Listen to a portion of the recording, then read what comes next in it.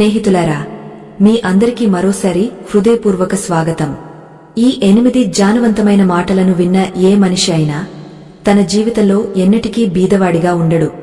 అతని జీవితంలో ఎటువంటి ఆపదలు రావు. అతని ఇల్లు ఎప్పుడూ ధనధాన్యాలతో నిండి ఉంటుంది. అతని ఇంట్లో ఎల్లప్పుడూ లక్ష్మీదేవి నివాసం ఉంటుంది. స్నేహితులారా, ఈ కథను ప్రారంభించే ముందు మీ అందరినీ ఒక్క విషయం విన్నవించుకుంటున్నాను. ఈ కథను పూర్తి ఏకాగ్రతతో వినండి. అప్పుడే మీకు పూర్తి జ్ఞానం లభిస్తుంది. ఎందుకంటే సగం సగం జ్ఞానం అనేది పాలలో కలిసిన విషం లాంటిది. అది ప్రమాదకరం. స్నేహితులారా, కథ ప్రారంభించే ముందు మీ అందరి నుండి ఒక చిన్న వినతి. ఒక్కసారి భక్తితో, నిజమైన శ్రద్ధతో కామెంట్లో హర హర మహాదేవ్ అని తప్పక రాయండి. నేను భగవాన్ భోలేనాథ్ను ప్రార్థిస్తున్నాను. ఆయన మీ అందరిపై తమ కృపాదృష్టిని ఉంచాలని, మీ బీదరికాన్ని తొలగించి మిమ్మల్ని ఎల్లప్పుడూ సంతోషంగా ఉంచాలని. రండి స్నేహితులారా, ఇక ఆలస్యం చేయకుండా అద్భుతమైన కథను ప్రారంభిద్దాం. స్నేహితులారా, ఒకసారి కైలాస పర్వతంపై భగవాన్ శివుడు, పార్వతీదేవి కూర్చుని ఉన్నారు. అప్పుడు పార్వతీదేవి శివుడిని అడుగుతుంది, ప్రభూ, నా మనసులో ఒక ప్రశ్న తలెత్తుతోంది.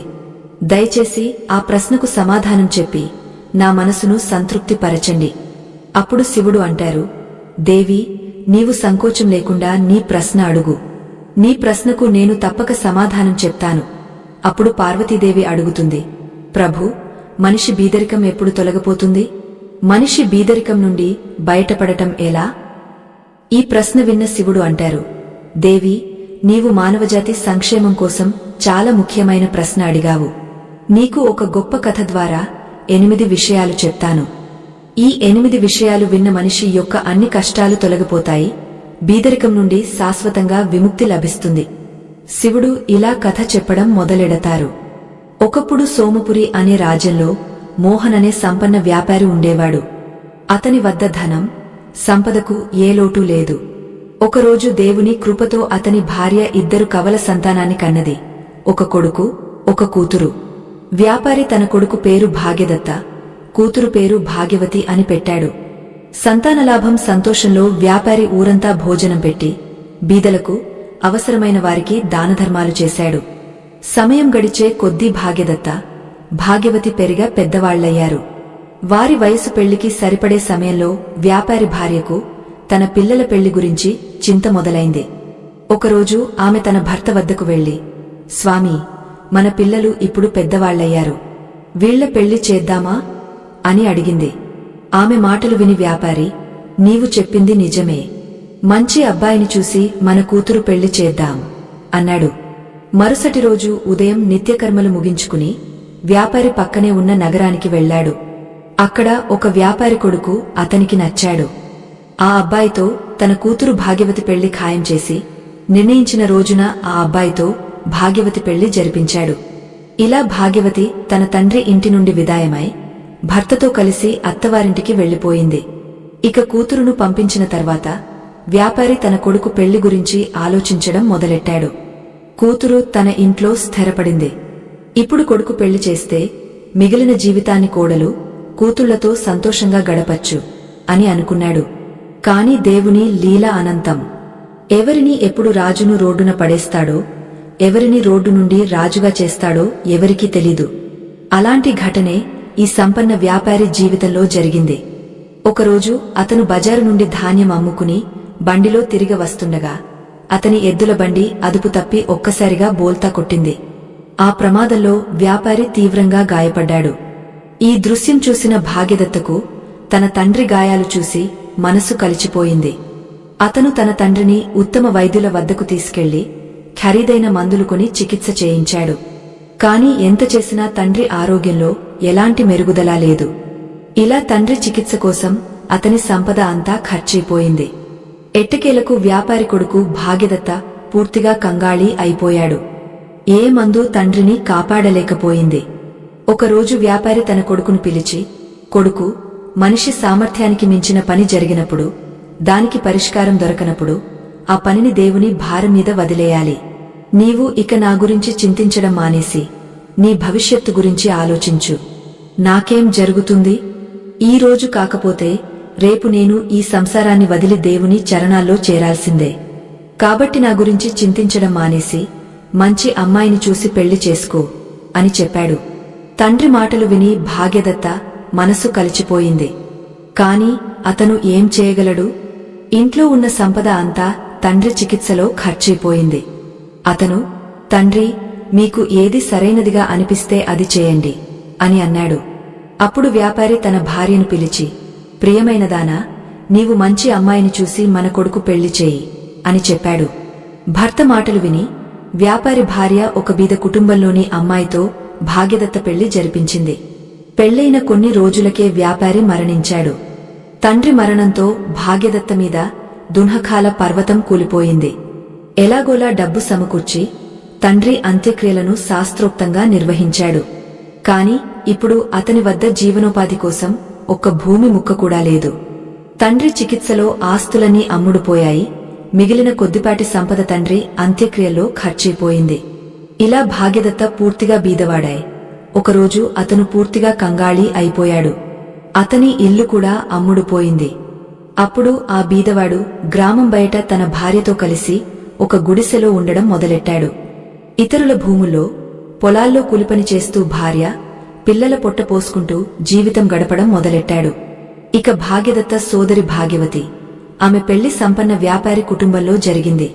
ఆమె తన సోదరుడి దీనస్థితి గురించి తెలిసినప్పుడు ఆమె తన బీద సోదరుడిని అసహించుకోవడం మొదలెట్టింది. నా సోదరుడు ఇప్పుడు పూర్తిగా కంగాళీ అయిపోయాడు. అతని ఇల్లు, భూమి అన్నీ అమ్ముడుపోయాయి. ఒక్క పైసా కూడా అతని వద్ద లేదు.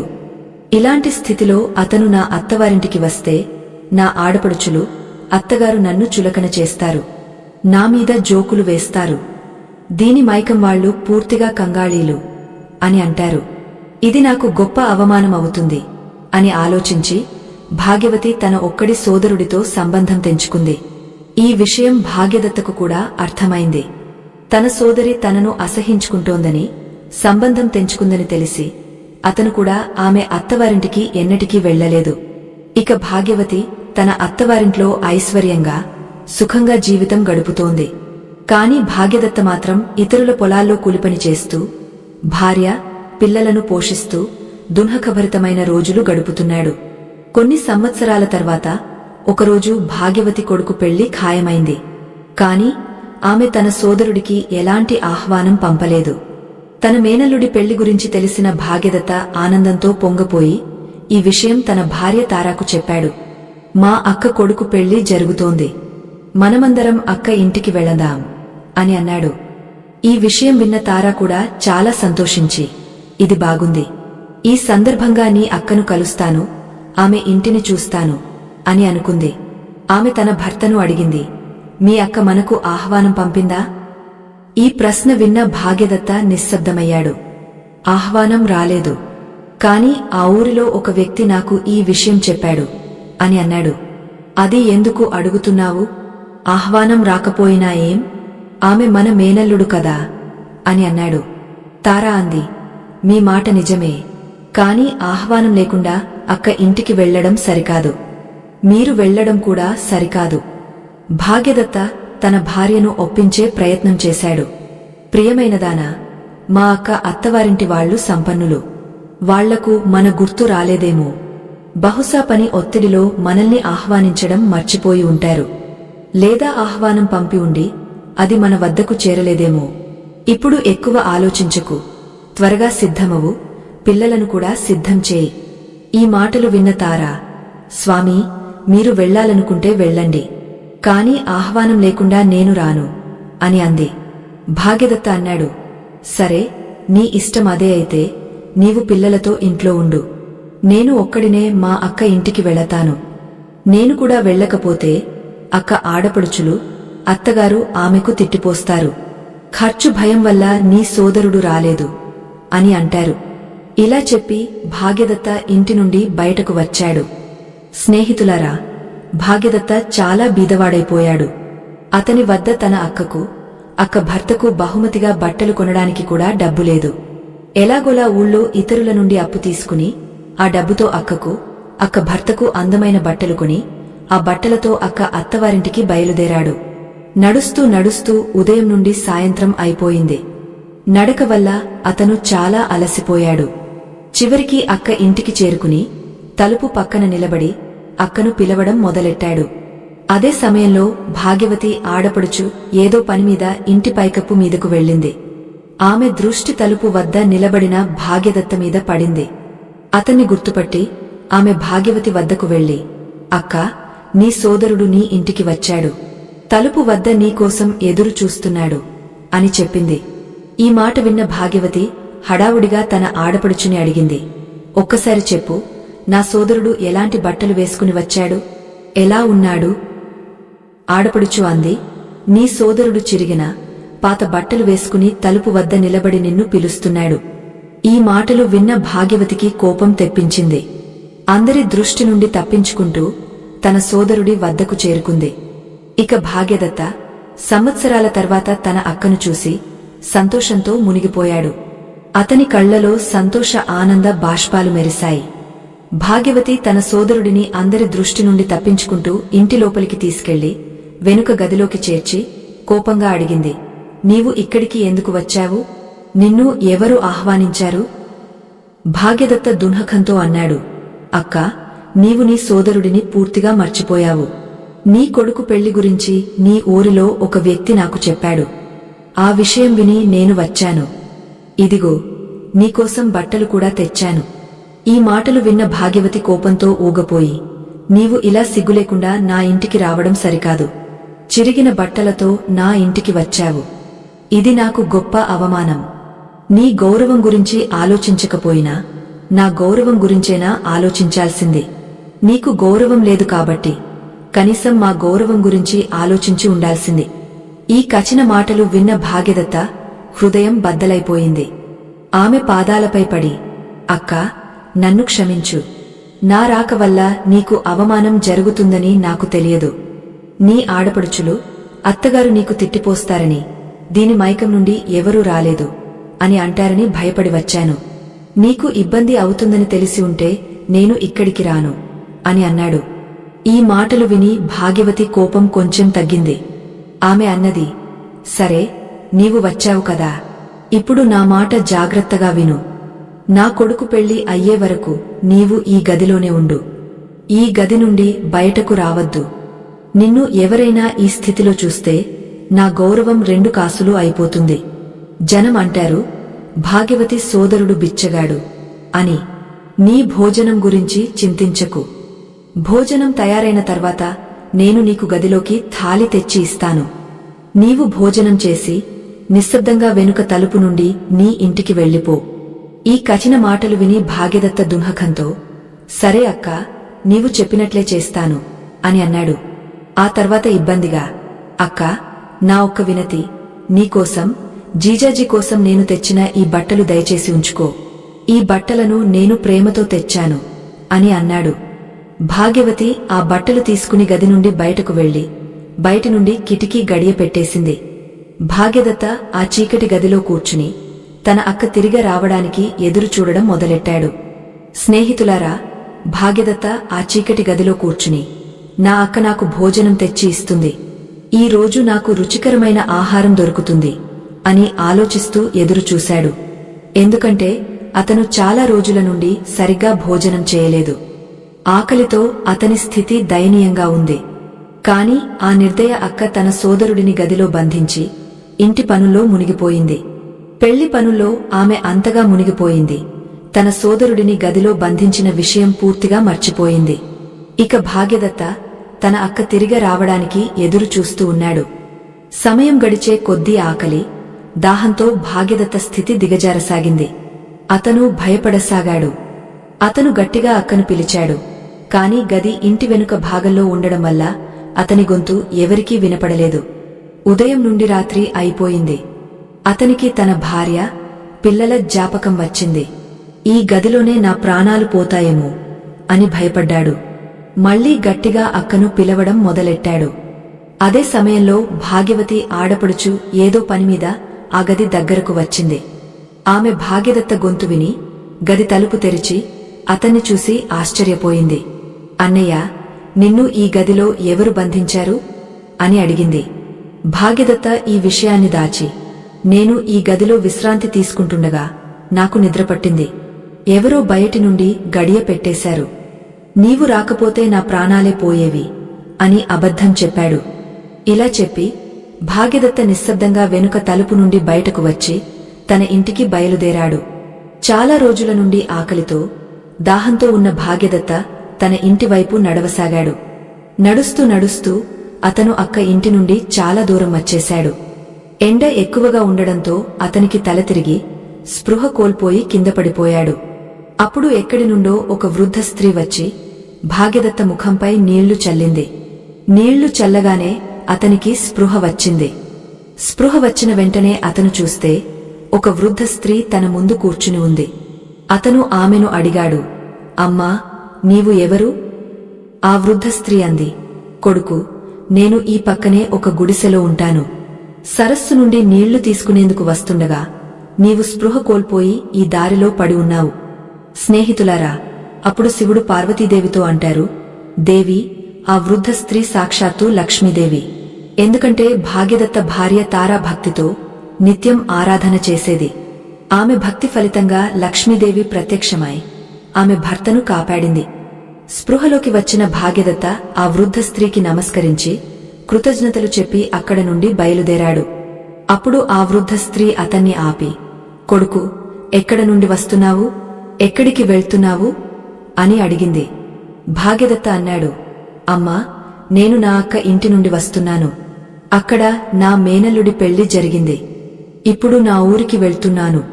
ఆ వృద్ధ స్త్రీ అడిగింది, కొడుకు, నీవు నీ అక్క ఇంటి నుండి వస్తున్నావు కదా, అక్కడ పెళ్లి జరిగిందని చెప్పావు. అయితే నీవు ఖాళీ చేతులతో ఎందుకు వెళ్తున్నావు?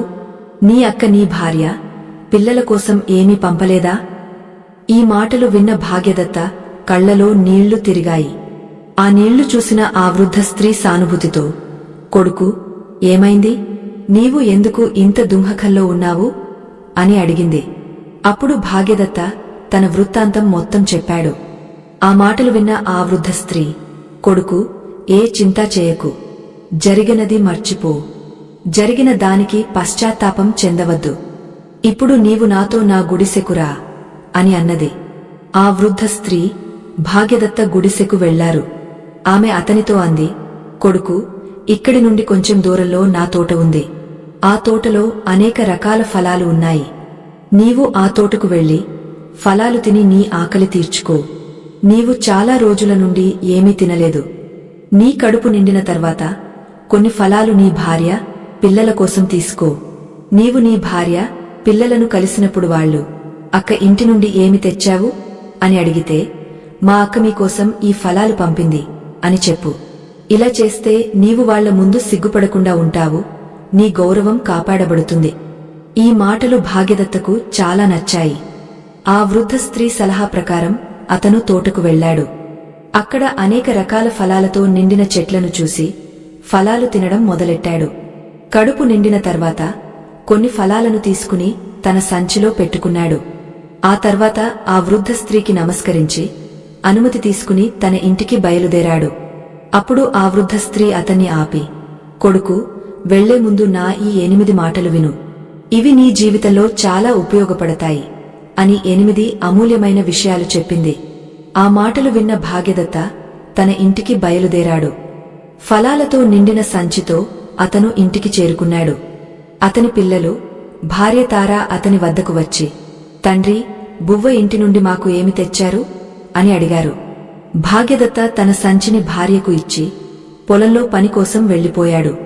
అతను వెళ్లిన తర్వాత తారా ఆ సంచిని తెరిచి చూసింది. సంచి లోపల ఉన్న దృశ్యం చూసి ఆమె ఆశ్చర్యంతో నిశ్చేష్టురాలైంది.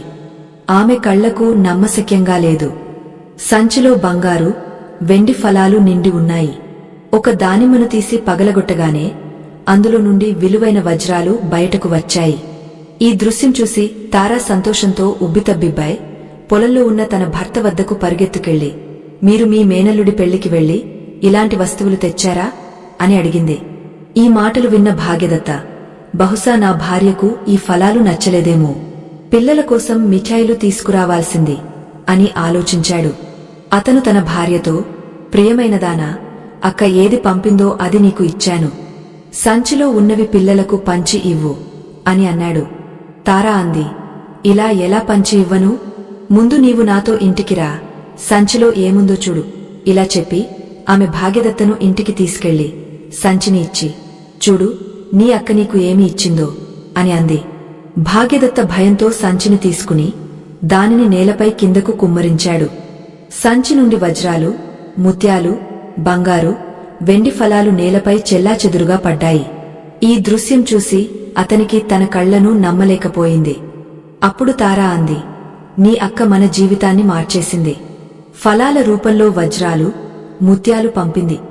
స్నేహితులారా, ఈ దృశ్యం చూసిన భాగ్యదత్తకు అర్థమైంది, దారిలో తనకు కనిపించిన ఆ వృద్ధ స్త్రీ సామాన్యురాలు కాదు, సాక్షాత్తు లక్ష్మీదేవి అని.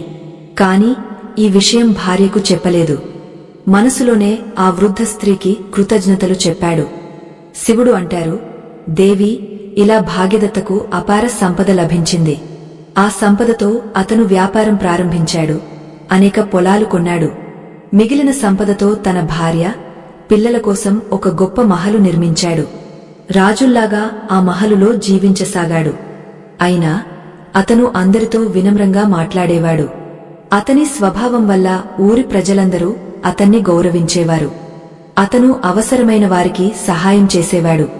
2552 ఒకరోజు భాగ్యదత్త భార్య తారా అతనితో, స్వామీ, సావన మాసం రాబోతోంది.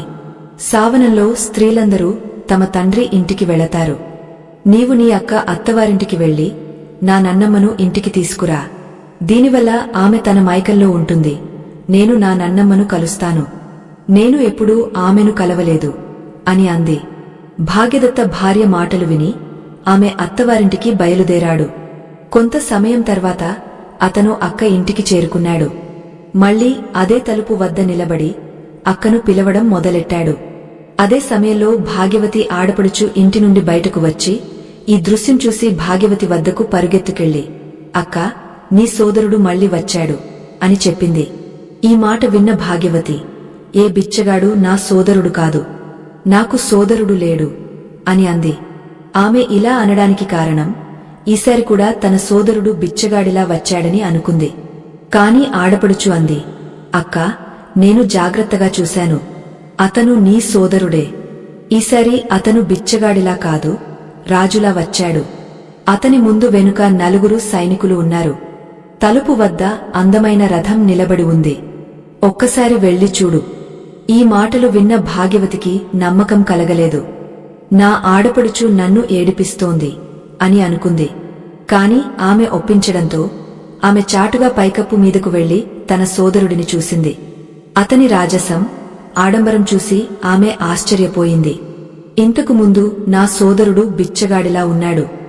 ఈ రోజు ఒక్కసారిగా ఇంత సంపన్నుడు ఎలా అయ్యాడు అని ఆలోచిస్తూ త్వరగా కిందకు దిగి ఆరతి థాలి సిద్ధం చేసి సోదరుడి ఆరతి తీసింది. ఆ తర్వాత ఆమె అతన్ని గౌరవంగా ఇంటిలోకి తీసుకెళ్లి ఆదరించి, అన్నయ్య, నన్ను క్షమించు. నీవు నా వల్ల చాలా కష్టాలు పడ్డావు అని అంది. భాగ్యదత్త అన్నాడు, అక్కా, ఆ రోజుల్లో నా సమయం బాగులేదు. అందుకే నీవు నాతో అలా ప్రవర్తించావు. నీ తప్పులను నేను ఇప్పటికే క్షమించాను. ఇప్పుడు ఈ విషయాలను వదిలేసి నాతో నీ ఇంటికి రావడానికి సిద్ధమవు. నీ భాభి నిన్ను తీసుకురమ్మని నన్ను పంపింది. ఈ మాటలు విన్న భాగ్యవతి సంతోషంగా తన సోదరుడి ఇంటికి వెళ్లడానికి సిద్ధమై రథంలో అతనితో బయలుదేరింది. కొంత సమయం తర్వాత ఆమె తన మైకల్లోకి చేరుకుంది. అక్కడ తన సోదరుడి సాంశోకత్ చూసి ఆశ్చర్యపోయింది. అతని గొప్ప మహలు, లోపల వందలాది నౌకర్లు, అన్నం గిడ్డంగులు చూసి ఆమె ఆనందంతో మునిగిపోయింది. భాగ్యదత్త భార్య తారా తన నన్నమ్మను చూసి ఆనందంతో ఆమె వద్దకు పరుగెత్తుకెళ్లి ఆమెను ఇంటిలోకి తీసుకెళ్లి ఆదరించలి ఆమెకు ఎంతో సేవ చేసింది. స్నేహితులారా, తారాకు తన నన్నమ్మ వల్లే ఈ సాంశోకత్ వచ్చిందని అనిపించింది. ఎందుకంటే భాగ్యదత్త తన సంపన్నత రహస్యాన్ని ఆమెకు ఎన్నడూ చెప్పలేదు. అతనికి తెలుసు, ఇదంతా తన అక్క వల్ల కాదు, లక్ష్మీదేవి ఆశీర్వాదం వల్ల జరిగిందని. కాని తారాకు ఈ విషయం తెలియదు. అందుకే ఆమె తన నన్నమ్మను ఎంతో ప్రేమతో ఆదరించి ఆమె సేవలో తన హృదయాన్ని ఉంచింది. కొన్ని రోజుల తర్వాత భాగ్యవతి తన అత్తవారింటికి వెళ్లే సమయం ఆసన్నమైంది. అప్పుడు తార తన భర్తతో, స్వామీ, రేపు నీ అక్క తన ఇంటికి వెళ్తుంది. నీవు బజారుకు వెళ్లి ఆమె కోసం ఏదైనా మంచి బహుమతి తీసుకురా అని అంది. భాగ్యదత్త తన భార్య మాటలు విని నౌకరుతో కలిసి రథంలో బజారుకు బయలుదేరాడు. అక్కడ ఒక దుకాణానికి వెళ్లి దుకాందారుడితో, అన్నా, నా అక్క కోసం ఒక మాట్లాడే బొమ్మ తయారు చేయించాలి. నీవు అలాంటి బొమ్మ ఇవ్వగలవా అని అడిగాడు. దుకాందారుడు అన్నాడు, సేట్జీ, నేను మాట్లాడే బొమ్మ ఇవ్వగలను, కాని దాని ధర చాలా ఎక్కువ. భాగ్యదత్త అన్నాడు, అన్నా, నీవు అడిగిన ధర ఇస్తాను, కాని ఆ బొమ్మ నా అక్క దానిని నేలపై ఉంచినప్పుడు ఈ 8 మాటలను ఒక్కొక్కటిగా చెప్పాలి. అప్పుడు భాగ్యదత్త ఆ వృద్ధ స్త్రీ తనకు చెప్పిన 8 జానవంతమైన మాటలను దుకాణదారుడికి చెప్పాడు. అన్నా, నేను నీకు 8 జాన మాటలు చెప్తాను. ఈ మాటలను బొమ్మ చెప్పాలి అని అన్నాడు. మొదటి మాట, సమయం మీద ఆధారపడి కూర్చున్నవాడు ఎల్లప్పుడూ బీదవాడిగా ఉంటాడు. కర్మ లేకుండా అదృష్టం మారదు. రెండవ మాట, సోమరితనం చేసేవాడు ఎప్పుడూ మార్పులేనివాడే ఉంటాడు. కర్మ చేసి తనను తాను దీనుడని అనుకుంటాడు. మూడవ మాట, జీవితంలో బీదరికం కంటే పెద్ద శాపం లేదు. జ్ఞానాన్ని సంపాదించి ఈ పాపాన్ని దూరం చేయి. నాల్గవ మాట, సమయాన్ని నిందించకు, కర్మను పూర్తిగా చేయి. కర్మ సాధనలో మునిగి బీదరికాన్ని తొలగించు. ఐదవ మాట, కర్మ ఎప్పుడు చేయక అదృష్టాన్ని నిందించేవాడు ఎల్లప్పుడూ బీదవాడిగా ఉంటాడు. ఆరవ మాట, అజ్ఞానిపైనే బీదరికం రాజ్యం చేస్తుంది. జ్ఞాని ఎల్లప్పుడూ బీదరికంపై రాజ్యం చేస్తాడు. ఏడవ మాట, మనిషి ఎన్నడూ అదృష్టం మీద ఆధారపడి కూర్చోకూడదు. ఎందుకంటే అదృష్టం కూడా మనిషి కర్మ చేస్తేనే ఫలితాన్ని ఇస్తుంది. ఎనిమిదవ మరియు చివరి మాట, డబ్బు బజారులో సంస్కారం మారిపోయింది. ధనంతో సంబంధాలు జోడించబడుతున్నాయి, సంబంధాలు బీదవైపోతున్నాయి. ఇలా భాగ్యదత్త ఈ 8 మాటలు చెప్పే బొమ్మను దుకాణదారుడి వద్ద తయారు చేయించాడు. ఆ బొమ్మను తీసుకుని ఇంటికి తిరిగి వస్తూ మనసులో ఆలోచించాడు, ఈ మాటలు విన్న నా అక్కకు తన తప్పు తెలుస్తుంది. డబ్బు గర్వంతో తన సొంత సోదరుడిని అవమానించినందుకు పశ్చాత్తాపం కలుగుతుంది. ఇలా ఆలోచిస్తూ ఇంటికి చేరుకుని ఆ బంగారు, వెండితో అలంకరించిన మాట్లాడే బొమ్మను తన అక్కకు బహుమతిగా ఇచ్చాడు. భాగ్యవతి తన సోదరుడు భాభితో వీడ్కోలు తీసుకుని తన అత్తవారింటికి వెళ్లిపోయింది. అత్తవారింటికి చేరుకున్న భాగ్యవతిని ఆమె ఆడపడుచులు అత్తగారు అడిగారు, అక్కా, నీ సోదరుడి ఇంటి నుండి వచ్చావు కదా, నీ సోదరుడు నీకు ఏమి బహుమతి ఇచ్చాడు? భాగ్యవతి తన సోదరుడు ఇచ్చిన బహుమతిని చూపిస్తూ, చూడండి, నా సోదరుడు నాకు బంగారు, వెండితో అలంకరించిన ఈ బొమ్మ ఇచ్చాడు అని అంది. ఆమె ఆ బొమ్మను నేలపై ఉంచగానే బొమ్మ ఒక్కొక్కటిగా ఆ 8 మాటలను చెప్పసాగింది. ఈ మాటలు విన్న భాగ్యవతి సిగ్గుతో తలవంచుకుని తన సోదరుడిని గుర్తు చేసుకుని ఒక్కసారిగా కన్నీళ్లతో ఏడవసాగింది. ఆమె ఆడపడుచులు అత్తగారు అడిగారు, అక్కా, ఏమైంది? నీవు ఒక్కసారిగా ఎందుకు ఏడుస్తున్నావు? అప్పుడు భాగ్యవతి సత్యం చెప్పింది, నేను డబ్బు గర్వంతో నా సొంత సోదరుడిని అవమానించాను. ఈరోజు అదే సోదరుడు నాకు బంగారు, వెండితో అలంకరించిన ఈ బొమ్మను బహుమతిగా ఇచ్చాడు. ఈ రోజు నాకు నా మీదే అసహ్యం వేస్తోంది. ఆమె అత్తగారు ఆమెను ఓదార్చుతూ, అక్కా, జరిగినది మర్చిపో. ఇక మీదట ఎవరితోనూ ఇలా ప్రవర్తించవద్దు. సమయం ఎప్పుడైనా తిరగవచ్చు. ధనవంతుడిని రోడ్డున పడేయవచ్చు, బీదవాడిని రాజుగా చేయవచ్చు. కాబట్టి ఎవరూ ధన గర్వం చేయకూడదు. ధన గర్వం చేసిన ఇంటి నుండి లక్ష్మీదేవి శాశ్వతంగా వెళ్లిపోతుంది అని అన్నారు. ఈ మాటలు భాగ్యవతికి అర్థమయ్యాయి. ఆమె ఇక ఇంట్లో అందరితో ప్రేమతో, గౌరవంగా ఉండసాగింది. పెద్దలను సన్మానించడం మొదలెట్టింది. ఆమెకు అర్థమైంది, ధనం అనేది మాయమైనది, నిజమైన సంపద కుటుంబమని. శివుడు పార్వతీదేవితో అంటారు, దేవి, ఈ మాటలతో పాటు మనిషి ఎన్నడూ మర్చిపోకూడని మరికొన్ని విషయాలు ఉన్నాయి. మొదటి విషయం, ఎవరు రాత్రి వేళల్లో వంటగదిలో మురికి పాత్రలు ఉంచకూడదు. అలా చేస్తే వారు త్వరలోనే బీదవారవుతారు. రెండవ విషయం, ఏ ఇంట్లో స్త్రీలను అవమానిస్తారో, వారి గౌరవాన్ని కాపాడరో ఆ ఇంట్లో లక్ష్మీదేవి ఎక్కువ కాలముండదు. మూడవ విషయం, సూర్యోదయం తర్వాత నిద్రలేచే స్త్రీలు, సూర్యాస్తమయం తర్వాత ఇంట్లో చీపురు కొట్టే, వంట చేసే కుటుంబాలు త్వరలోనే బీదవారవుతాయి. 4వ విషయం, ఏ ఇంట్లో ధనాన్ని గౌరవించరో, వ్యర్థంగా ఖర్చు చేస్తారో ఆ ఇంటి నుండి లక్ష్మీదేవి కోప్పడి వెళ్లిపోతుంది. ఆ ఇల్లు కంగాళీ అవుతుంది. 5వ విషయం, ధనం వచ్చిన తర్వాత దానితో ఇతరుల గౌరవాన్ని దెబ్బతీసే లేదా ధన బలంతో ఇతరులను ఇబ్బంది పెట్టేవారి ఇంటి నుండి లక్ష్మీదేవి వెళ్లిపోతుంది. 6వ విషయం, తమ కర్తవ్యాలను నిర్వర్తించని, పనులను రేపటికి వాయిదా వేసే, సమయానికి పనులు చేయని కుటుంబాలు ఎల్లప్పుడూ ఇబ్బందుల్లో ఉంటాయి. 7వ విషయం, తమకంటే పెద్దవారిని గౌరవించని, వారి మాట వినని లేదా కహిన మాటలు అనే కుటుంబాలు బీదరికాన్ని ఎదుర్కోవాల్సి వస్తుంది. 8వ మరియు చివరి విషయం, ఇంటికి వచ్చిన అతిథులను గౌరవించని, వారిని అవమానించే కుటుంబాలు పాపానికి గురవుతాయి. అలాంటి వారి నుండి లక్ష్మీదేవి కోప్పడి వెళ్లిపోతుంది. స్నేహితులారా, మన పవిత్ర భగవద్గీతలో శ్రీకృష్ణుడు ఇలా చెప్పాడు, మనిషి ఎన్నడూ తన పరిస్థితుల నుండి పారిపోకూడదు, వాటిని ధైర్యంగా ఎదుర్కోవాలి. మనిషి మొదటి కర్తవ్యం కర్మ చేయడం. కర్మ ద్వారానే మనం మన ఇబ్బందులను జయించగలం. స్నేహితులారా, ఇలా ఈరోజు కథ ఇక్కడ ముగిసింది. ఈ కథ మీ హృదయాలను తడమగలిగిందని, మీకు జీవితంలో ముందుకు సాగడానికి కొత్త ఉత్సాహాన్ని ఇచ్చిందని ఆశిస్తున్నాను. ఈ కథలోని 8 జ్ఞానవంతమైన మాటలు మీ జీవితంలో కొత్త వెలుగును తెస్తాయి. ఈ మాటలను గుండెలో దాచుకుని మీ జీవితంలో అమలు చేయండి. బీదరికం, దున్హకం మీ జీవితంలో ఎన్నడూ రాకుండా భగవాన్ శివుడు, లక్ష్మీదేవి మీకు ఆశీస్సులు అందిస్తారని నమ్ముతున్నాను. మీ అందరి నుండి ఒక చిన్న వినతి, ఒక్కసారి భక్తితో, శ్రద్ధతో కామెంట్లో జై భోలేనాథ్, జై శ్రీహరి విష్ణు అని తప్పక రాయండి. మీ సమయాన్ని కేటాయించి ఈ కథ విన్నందుకు హృదయపూర్వక కృతజ్ఞతలు. మీరు ఇలాంటి హృదయస్పర్శి అయిన జ్ఞానవంతమైన కథలను మరిన్ని వినాలనుకుంటే మా ఈ ప్రయాణంలో మాతో చేరండి. మీ హృదయానికి హత్తుకునే మరిన్ని కథలతో మళ్లీ కలుద్దాం. అప్పటి వరకు మీరు సుఖంగా, సంతోషంగా ఉండండి. జై భోలేనాథ్.